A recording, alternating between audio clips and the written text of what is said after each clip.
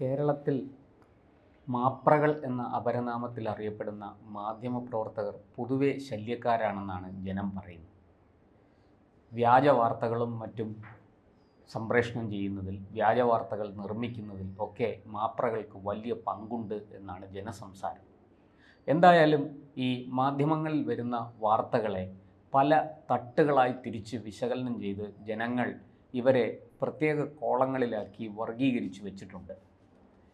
അത് രാഷ്ട്രീയമായും സാമൂഹികമായും മതപരമായും ഒക്കെ ഉള്ള കോളങ്ങളിലേക്കാണ് ഇവർ വർഗീകരിക്കപ്പെട്ടിരിക്കുന്നത് എന്നത് സത്യമാണ്.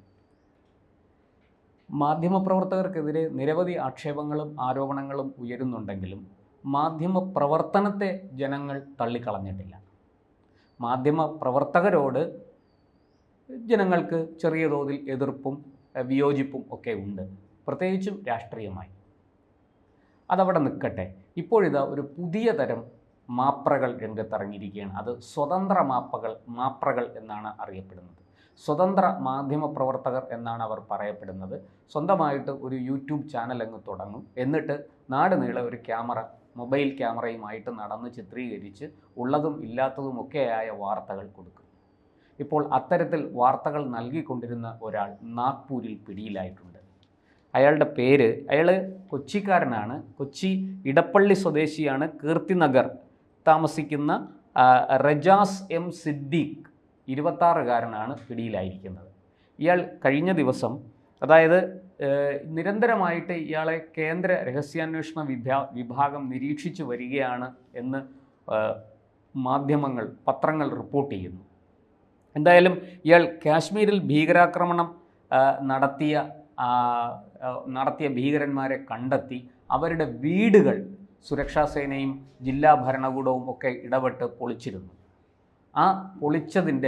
അതിനെതിരെ വലിയ തോതിൽ ഒരു പ്രതിഷേധം സംഘടിപ്പിക്കാൻ ഇയാൾ ശ്രമിച്ചു.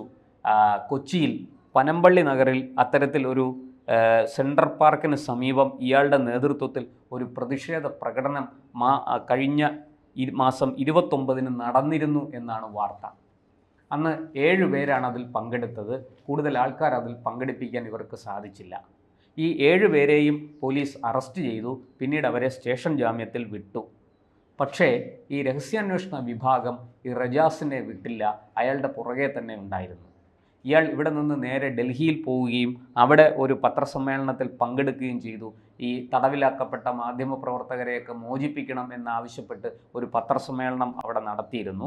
ആ പത്രസമ്മേളനത്തിൽ പങ്കെടുത്തിട്ട് മടങ്ങവെയാണ് ഇയാളെയും സുഹൃത്തായ 22-കാരി ഇഷാകുമാരിയെയും നാഗ്പൂരിൽ വെച്ച് പോലീസ് അറസ്റ്റ് ചെയ്തത്.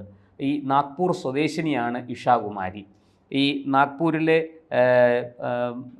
ലോക് ഗഞ്ച് എന്ന് പറയുന്ന സ്ഥലത്ത് വെച്ചാണ് ഈ റജാസിനെയും ഇഷാകുമാരിയെയും മഹാരാഷ്ട്ര പോലീസ് അറസ്റ്റ് ചെയ്തത്.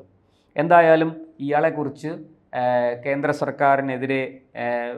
സർക്കാർ നിരോധിച്ച CPI മാവോയിസ്റ്റ് എന്ന രാഷ്ട്രീയ പാർട്ടിയിലെ അംഗമാണ് ഇയാൾ എന്നൊരു പ്രചാരണം പുറത്തു വന്നിട്ടുണ്ട്. അത് കരുതിക്കൂട്ടി നടത്തിയതാണ് എന്ന് പോലീസ് പറയുന്നു. അതായത് ഇയാൾക്ക് നിരോധിത സംഘടനയായ PFIയുമായിട്ട് ബന്ധമുണ്ട് എന്നാണ് രഹസ്യാന്വേഷണ വിഭാഗം കണ്ടെത്തിയിരിക്കുന്നത്. അത് മറച്ചു വയ്ക്കാനാണ് ഇയാൾക്ക് ഈ മാവോയിസ്റ്റ് ബന്ധം ഇയാളിൽ ആരോപിക്കപ്പെടുന്നത്. ഇത് വളരെ ആസൂത്രിതമായിട്ട് ചെയ്യുന്നതാണെന്നും ഇയാളെ രക്ഷിക്കാൻ വേണ്ടി ചെയ്യുന്നതാണെന്നും പോലീസ് പറയുന്നു. എന്തായാലും ഒരു കാര്യം സത്യമാണ്, പൊതുജനങ്ങളെ കുഴപ്പത്തിലാക്കുന്ന നിരവധി പ്രവർത്തനങ്ങൾ ഇയാൾ നടത്തി വരികയാണ് എന്നാണ് പോലീസ് കണ്ടെത്തിയിരിക്കുന്നത്. എന്തായാലും ഇയാളുടെ ഈ സോഷ്യൽ മീഡിയയിൽ 2 തോക്കുകളൊക്കെ പിടിച്ചു നിൽക്കുന്ന ഒരു ചിത്രം ഇയാൾ നേരത്തെ പോസ്റ്റ് ചെയ്തിരുന്നു. ആ സമയത്ത് ധരിച്ചിരുന്ന വസ്ത്രങ്ങളും പോലീസ് കസ്റ്റഡിയിൽ എടുത്തിട്ടുണ്ട്. എന്തായാലും അത് സംബന്ധിച്ച് ഇപ്പോൾ കൂടുതൽ വിവരങ്ങൾ പോലീസ് പുറത്തുവിട്ടിട്ടില്ല. ഈ തോക്കുകൾ ഒറിജിനലാണോ അതോ വ്യാജ തോക്കുകളാണോ കളിപ്പാട്ട തോക്കുകളാണോ എന്നുള്ളതിനൊന്നും ഒരു സ്ഥിരീകരണവും ലഭിച്ചിട്ടില്ല. ഇതിനെക്കുറിച്ചൊന്നും FIR കൂടുതൽ പറയുന്നില്ല. എന്നാൽ ഡൽഹി സർവകലാശാലയിൽ കേന്ദ്രമാക്കി പ്രവർത്തിക്കുന്ന ചിലരുമായിട്ട് ഇയാൾക്ക് വളരെ അടുത്ത ബന്ധമുണ്ട് എന്നാണ് അറിയുന്നത്. മെയ് 13 വരെ ഇയാളെ റിമാൻഡ് ചെയ്തിട്ടുണ്ട്. അതുപോലെ തന്നെ ഇത് സംബന്ധിച്ച് ഇയാൾ കുറച്ച് ഓൺലൈൻ മാധ്യമ പ്രവർത്തകരും ഇയാളോടൊപ്പം നേരത്തെ അറസ്റ്റിലായി. ഈ കൊച്ചിയിലെ പനമ്പള്ളി നഗറിൽ പാർക്കിന് സമീപം സംഘടിപ്പിച്ച പ്രതിഷേധ പ്രകടനത്തിൽ പങ്കെടുത്ത ആൾക്കാർ. ഈ ഇഷാകുമാരി അതിൽ പങ്കെടുത്തില്ല. അവർ നാഗ്പൂരുകാരിയാണ്. അവരെ കാണാനാണ് ഒരു പക്ഷേ ഇയാൾ നാഗ്പൂരിലെത്തിയതെന്ന് പോലീസ് സംശയിക്കുന്നു. ഈ ഇഷാകുമാരിയെയും ഈ റജാസിനെയും ഒരുമിച്ചാണ് കസ്റ്റഡിയിലെടുത്തിരിക്കുന്നത്. എന്തായാലും തീവ്ര സ്വഭാവമുള്ള സംഘടനകളുമായിട്ട് ഇയാൾക്ക് ബന്ധമുണ്ട് എന്നാണ് പോലീസ് പറയുന്നത്. രഹസ്യാന്വേഷണ വിഭാഗം ഇത് സംബന്ധിച്ച് കൂടുതൽ വിവരങ്ങൾ പുറത്തുവിടാൻ തയ്യാറല്ല. അവർ കൂടുതൽ അന്വേഷണത്തിലാണ്. ഇത് സംബന്ധിച്ച് തുടർ അറസ്റ്റുകൾ ഉണ്ടാകും എന്ന സൂചന മാത്രമാണ് പോലീസ് നൽകുന്നത്. എന്തായാലും കേരള സർവകലാശാലയിലെ സോഷ്യൽ വർക്ക് പഠിച്ച റജാസ് മനുഷ്യാവകാശം, അടിച്ചമർത്തൽ തുടങ്ങി വിവിധ വിഷയങ്ങളിൽ മക്തൂബ്, കൗണ്ടർ കറൻസ്, ഒബ്സർവർ പോസ്റ്റ് തുടങ്ങിയ മാധ്യമങ്ങളിൽ എഴുതാറുണ്ടായിരുന്നു എന്നാണ് ലഭിക്കുന്ന വിവരം. ഈ ഡെമോക്രാറ്റിക് സ്റ്റുഡൻസ് അസോസിയേഷൻ DSA എന്നൊരു വിദ്യാർത്ഥി സംഘടനയിലും ഇയാൾ പ്രവർത്തിച്ചിട്ടുണ്ടെന്ന് പറയുന്നു. എന്തായാലും ഇതിൽ ഇയാൾ സ്ഥിരമായിട്ട് എഴുതുന്ന ഈ മക്തൂബ് എന്ന് പറയുന്ന മാധ്യമം അത് ജമാഅത്ത് ഇസ്ലാമിയുടെ ഇംഗ്ലീഷ് വെർഷനാണ് എന്ന് എല്ലാവർക്കും അറിയുന്നതാണ്. എന്തായാലും ഈ കഴിഞ്ഞ 10 ദിവസത്തിനുള്ളിൽ ഇയാൾക്കെതിരെ രജിസ്റ്റർ ചെയ്യുന്ന രണ്ടാമത്തെ കേസാണിത്. മുമ്പ് നിരവധി സംഭവങ്ങളിലും ഇയാൾ പ്രതിയായിട്ടുണ്ട്.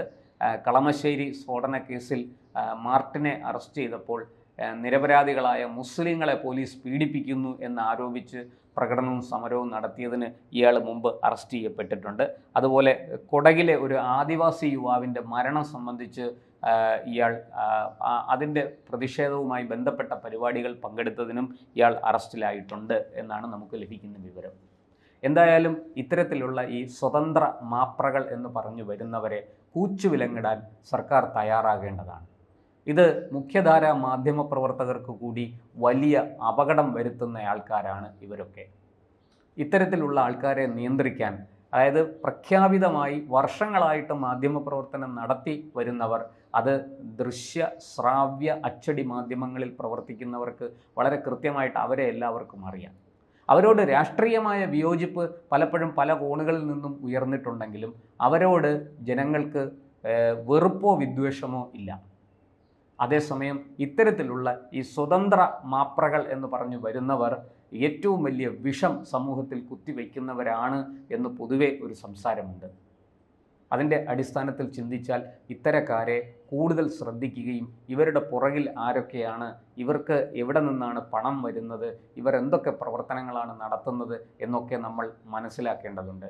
ഈ പറഞ്ഞതുപോലെ ഏപ്രിൽ 29-ന് എറണാകുളത്ത് ഒരു പ്രതിഷേധ പ്രകടനത്തിൽ പങ്കെടുത്തയാൾ ദിവസങ്ങൾക്കുള്ളിൽ ഡൽഹിയിലെത്തുന്നു. ഡൽഹിയിൽ പത്രസമ്മേളനം നടത്തുന്നു. അവിടുന്ന് തുടർന്ന് നാഗ്പൂരിലെത്തുന്നു. ഈ നിരന്തരം ഇങ്ങനെ യാത്ര ചെയ്യാനൊക്കെയുള്ള ഇവർക്കൊന്നും പ്രത്യേകിച്ച് മറ്റെന്തെങ്കിലും വരുമാനമുള്ളതായിട്ട് അറിവില്ല. ഈ രഹസ്യാന്വേഷണ വിഭാഗം നൽകുന്ന വിവരങ്ങൾ അനുസരിച്ചാണെങ്കിൽ ഇവർക്ക് എവിടെ നിന്നൊക്കെയോ കാര്യമായ രീതിയിൽ പണം വരുന്നുണ്ട്. രാജ്യത്ത് പൊതുവെ വിധ്വംസക പ്രവർത്തനങ്ങൾ നടത്താൻ വേണ്ടുന്ന ഒരു ബൗദ്ധിക വിഭാഗത്തെ വാർത്തെടുക്കുന്നതിൽ ഈ ഇത്തരം സ്വതന്ത്ര മാപ്രകൾക്ക് വലിയ പങ്കുണ്ട് എന്നാണ് പറയപ്പെടുന്നത്. സർവകലാശാലകളുടെ കീഴിൽ വരുന്ന കോളേജുകളിൽ പഠിക്കുന്ന വിദ്യാർത്ഥികളെ സംഘടിപ്പിക്കുക, അവരെ സർക്കാരിനെതിരെ യുദ്ധം ചെയ്യാൻ പ്രേരിപ്പിക്കുക, അവരെ കൊണ്ട് പൊതുമുതൽ നശിപ്പിക്കുന്ന തരത്തിൽ സമര പരിപാടികൾ ആവിഷ്കരിക്കുക, ഇതിൻ്റെയൊക്കെ ബുദ്ധി കേന്ദ്രം ഇത്തരം സ്വതന്ത്ര മാപ്രകളാണ്. അതുകൊണ്ട് തന്നെ റജാസിനെ പോലുള്ളവരെക്കുറിച്ച് കൂടുതൽ വിശദമായി അന്വേഷിക്കുകയും അവരെക്കുറിച്ച് കൂടുതൽ വിവരങ്ങൾ കൊണ്ടുവരാൻ സാധിക്കുകയും വേണം. അതിന് നമ്മുടെ പോലീസിനും രഹസ്യാന്വേഷണ വിഭാഗത്തിനും ഒക്കെ കഴിയട്ടെ.